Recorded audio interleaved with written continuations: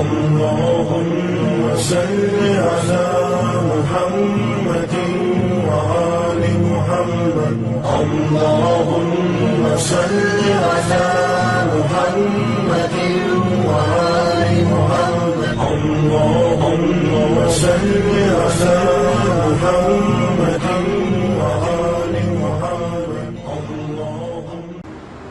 Who are GOG and MAGOG? They are human beings. They are not some strange creature living in the interior of the earth. That's Disneyland thinking. They're human beings. The barrier built by Zulkarnain was destroyed by Allah in the lifetime of Nabi Muhammad alayhi salatu wasalam. If you don't want to believe this that I have said, fine, you can accept that the barrier is still there. We don't have to be divided and be fighting with each other over it. No. I say the barrier is gone, it's destroyed. You say the barrier is still there. So why do we have to be fighting and dividing ourselves with each other over this? All I'm saying is, if the barrier is still standing, why aren't you searching for it? I think there's a question of credentials here.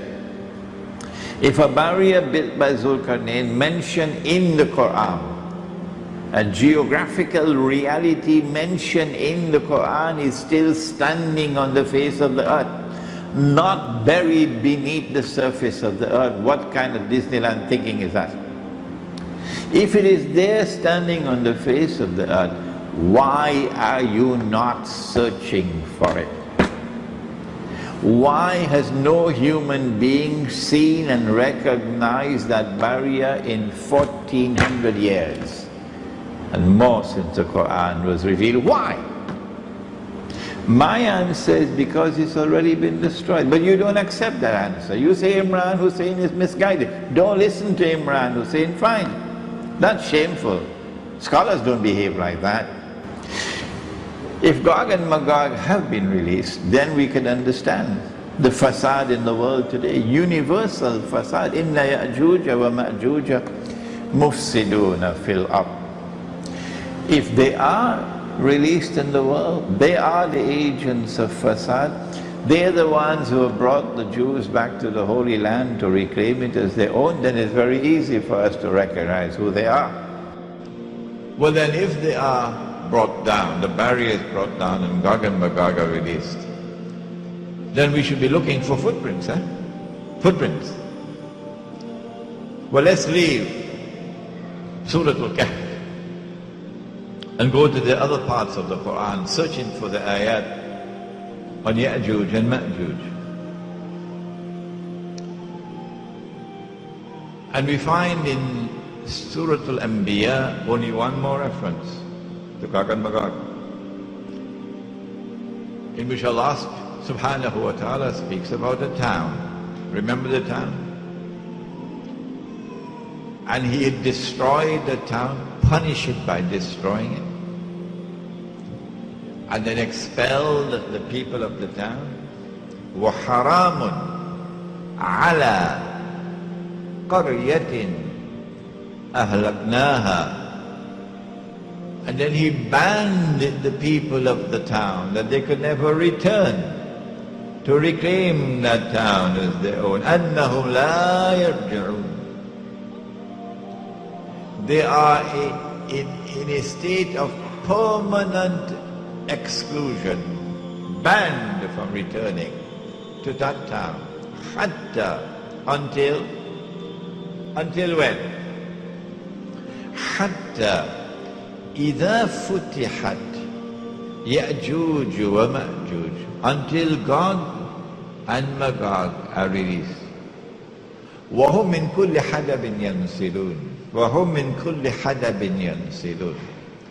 And GOG and MAGOG, when they are released, they spread out in every direction, which is one meaning.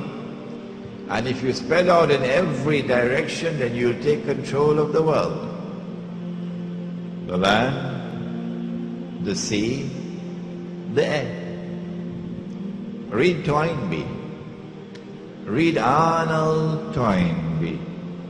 Read a book called Civilization on Trial. I'm giving you good books to read, incidentally. not comic books. Read Arnold Toynbee, the British historian. Read a book entitled Civilization on Trial. You should get it on the internet. It was written somewhere around 80 years, 90 years ago. 1935, somewhere around 70, 80 years ago. And in that book, Arnold Toynbee points out that modern Western civilization has risen upon the world with a mission to take control of the whole world. And he says, the land, the sea, the air, everything. He said it in that book. وَهُمْ مِنْ كُلِّ حَدَبٍ يَنْسِلُونَ. They spread out in all directions, and with the indestructible power they take control of the world. For the first time in history, one people will control the whole world. Nobody ever did that before. The other meaning is that they descend from every height. So they target you and they impose themselves upon you. You can't get away from them. Which town is it? Which town is it that is linked with GOG and MAGOG, which is the biggest footprint of all? Which town? We used this methodology, that we looked at all the ahadith of Prophet Muhammad ﷺ pertaining to GOG and MAGOG, to see whether there was any town mentioned by him that is linked to GOG and MAGOG. And when we had studied all the ahadith, we found only one town, only one in the hadith. And it is Baytul Maqdis, Jerusalem, Al-Quds. And so we said, well, here is a hypothesis which is already resting on fairly firm foundations, since this is a town mentioned in the hadith that is connected with GOG and MAGOG. So let's look and try on the shoe and see whether it fits. Why can't we do that? So then we looked at Jerusalem, and we found that this is a town which was destroyed by Allah, and Banu Israel were expelled from the town,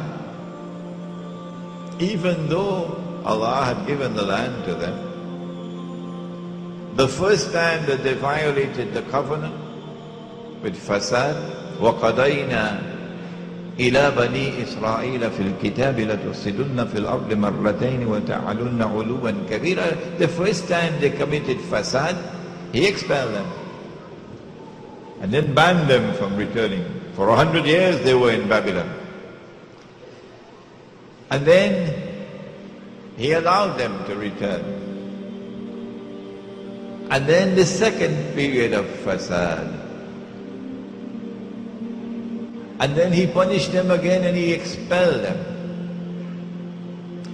And having expelled them this time, He left a door open for them. Despite all your wickedness, it is still possible. عَسَى رَبُّكُمْ أَن يَرْحَمَكُمْ. It is still possible for you to be forgiven and have mercy. There's only one door. This is the door, a man named Muhammad sallallahu alaihi wasallam. If you shut that door, then tilka ummatun qad khalat. You finish. Divine punishment will now begin. And if you are taken for a ride and brought back to the Holy Land by GOG and MAGOG, and you return with your fasad, then guess what I'll do with you? وَإِنْ عُدْتُمْ عُدْنَا. If you return with your fasad, your wickedness, your oppression, I will return with my punishment. The first time was an army that punished them. The second time was an army that punished them. The third time it will be an army that will punish them. I don't need the hadith from Khorasan. Quran is enough for me. Yes, I said it to you before. A Muslim army will now attack and destroy the state of Israel. And so, we recognize the town to be Jerusalem. And we ask the question, who are those who liberated Jerusalem and brought Banu Israel back to Jerusalem? If you can recognize who they are, you have recognized GOG and MAGOG. There are other footprints by which we can recognize GOG and MAGOG. They're very thirsty, said the Prophet ﷺ. They'll drink up all the water of the world. They'll pass by a river and drink it dry. But there is one body of water which supersedes all others in importance.